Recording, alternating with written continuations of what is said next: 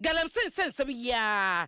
ho dwumade bia no omokopa ho ntoma wo boase a kofa torentem kese se beto ye man so a ekosu sensen ye komu na wonsi edikan bo amane se Nsuta-Akyem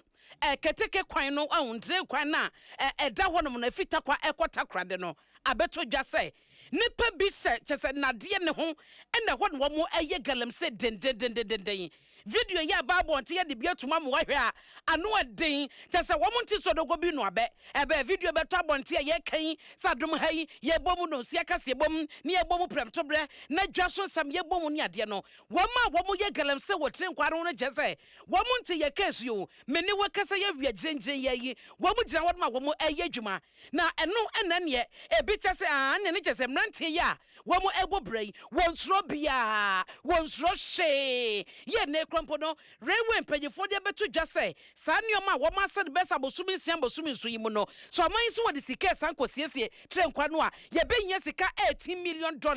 ansan wotumi ayensiesie na keteke atumi afaso biem na de bra Facebook na behwe wani nie trenkwa ne yatutum se yo he trenkwa no woma yiyi nade ni nyina ena enua no so ni nyina woma yiyie ene woma tumu amna nti amna daase ehun nchenchan tatansuo nti wonam tre nade no so a amnam na nko na da Facebook a wo hweyi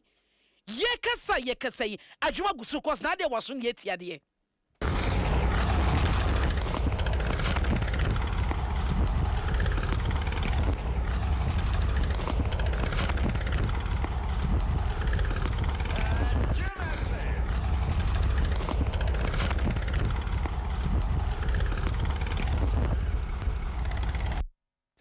dia wutie yi eye enfidia eye adwuma na wo hye se ebehunu se kun se ahoma as orange bi da ho ai se pipe no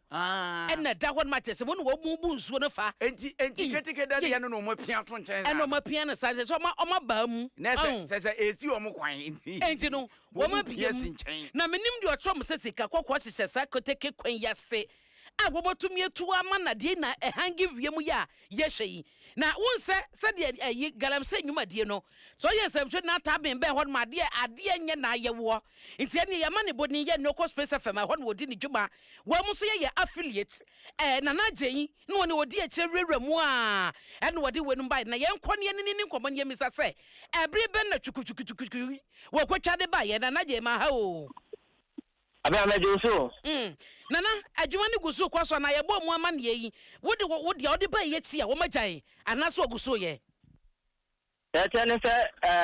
amencha aduma fematifo nyina. Obata kwenso emu a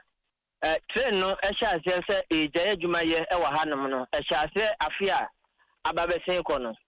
Na efiri sa abre no babesin ne. Me no ka sei. Galamsey fo no ahya ase a wo mo eji eye ene yesase fi mene onabo Thomas awotwe ana ebo anan ena na pese ye koni akwa akọhwe adwuma no se de city airport enti yesase efri Nsuta ofri Nsuta GMC mo senior staff club house no mo a ona railway line no yesase efri ehuni nyina mo di ehuni nyina ene okwa railway line no eho no omodi a na wokọ enimu kakra ena railway line na se na nkasa no omo atutu no na akọhwe chan fa machines a esi ho no mo a eye adwuma na nke nim senka video no beto abonten over the weekends no nko mo bejai nanso abena nya sa akora na tie okọ afi kora na adwuma no ye beka fe aso kese pa omo ye adwuma omo ntie kora da se odogo bi kora nuabe nti adwuma no de eguso a ekoso dendende etuwa mo saa kokosi bonsawre nti ufri Nsuta obetra achim anzanwa na ntimu akwa akopiem ewo bonsawre sa kwa ni nyina rewela na de no omedidi ase na video yi de chese se wo ayewa fa kwa chire kakra ba bia se mo bonka pa amana wo motuo no nya de ketwa na wo mo so tonton drink ni soft drink ni de wo mo so digwa na mrantie gusu gutre nkwan yi so a wo mo tu ne se ya wo mo ntehwe enti wo de wafo ni kan ni yenhwe se ye kan tintimu a asai a asai pa for now there ye kasi ye sanso aye railway line ye di wo a ye behia sika twitwiri die pa ze de oka mo ton ne ma no anopa se ye guso aye kwa ye ne mo ton ahe omo ton sa soft drinks bi ene bo anan ya ye ko na esan so mo no omo kwa akoyo mo market ni nti de omo de betumi akọ na ene akaka me aduru honom no anaja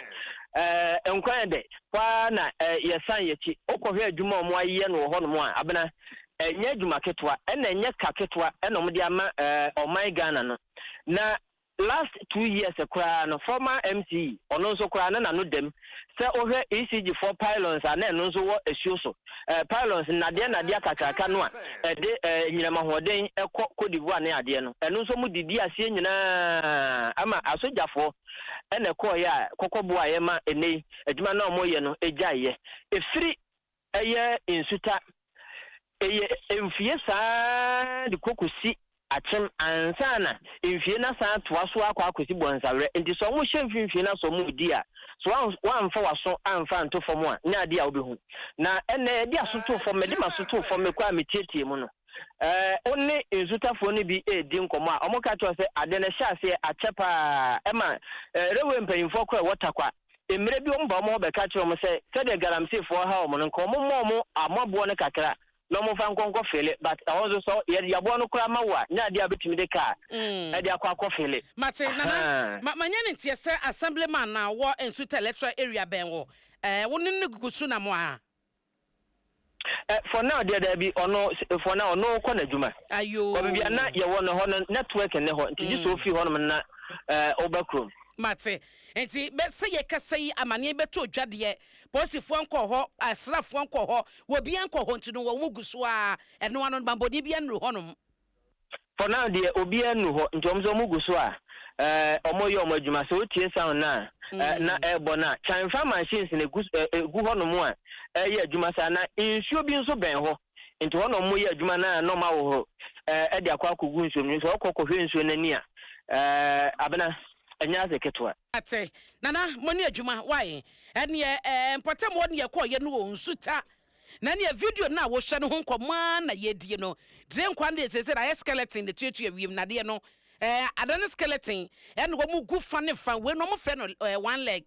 nti one leg ne de omo ye wo ho no eno one leg no aden sa no mo ka no de omo wo mu ne de ye oka one leg a omunim te no wo mo ye na sanfa machines ni gu so na omde pipe atomu akoto nsuo no nana e ka ho asem no enti ne kosise bambofo be ko ho de kumie wo mu gu so sa one leg mponie na ne mo nye ne two leg ai one leg no kro mo nya na afi ye nye fa ho die ehu ha dwene